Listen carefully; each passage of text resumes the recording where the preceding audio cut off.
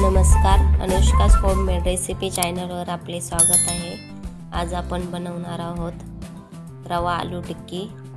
चला तर रेसिपीला सुरुवात करूया। त्यासाठी लागणारे साहित्य बघूया। त्यासाठी मी इथे एका बाउलमध्ये 8 ते 9 शिजवलेले बटाटे घेतलेले आहेत। ते मॅशरच्या साहाय्याने बारीक करून घ्यायचे आहेत आपल्याला। अशाच नवनवीन रेसिपी मी शेअर करत असते। तुम्ही जर चॅनलवर नवीन असाल तर प्लीज लाईक, शेअर आणि सबस्क्राइब नक्की करा आणि बेल आयकॉनवरही क्लिक करा। त्यामुळे मी शेअर केलेली रेसिपी तुम्हाला सगळ्यात आधी बघायला मिळेल। मी इथे बटाटे मॅश करून घेतलेले आहेत। त्यानंतर मी इथे अर्धा कप बारीक रवा घातलेला आहे। त्यामध्ये आपल्याला एक बारीक चिरलेला कांदा घालायचा आहे। त्यानंतर मी इथे 4 ते 5 लसूण पाकळ्या आणि थोडंसं आलं किसून घातले। 2-3 हिरव्या मिरच्या चिरून घातलेल्या आहेत। त्यानंतर थोडीशी कोथिंबीर चिरून घातली। त्यानंतर इथे घातलं आहे तांदळाचं पीठ।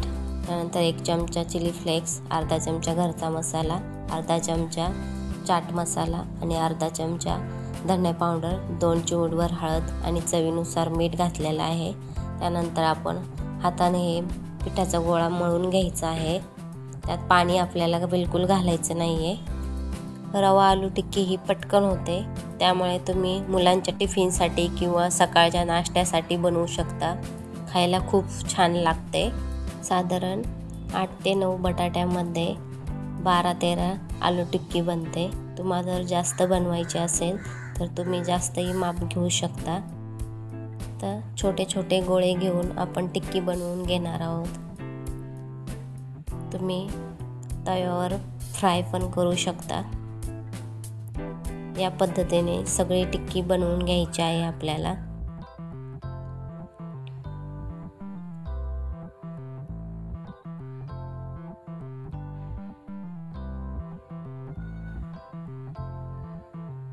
तुम्ही पाहू शकता मी इथे सगळी टिक्की बनवून घेतली आहे। इथे तेल गरम करत ठेवलेले आहे।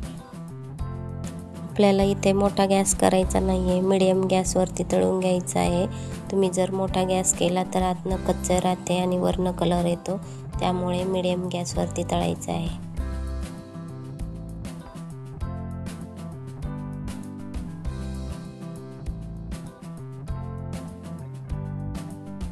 खूप छान असा कलर आला आहे या टिक्कीला। तुम्ही नक्की ट्राय करा। तुम्हाला जर रेसिपी बनवायची असेल तर त्याआधी पूर्ण व्हिडिओ बघा, नाहीतर आपल्याकडनं काहीतरी स्किप होते आणि रेसिपी बिघडते। त्यामुळे पूर्ण व्हिडिओ बघितल्याशिवाय रेसिपी बनवू नका। रेसिपी कशी झाली ते नक्की कमेंटमध्ये सांगा।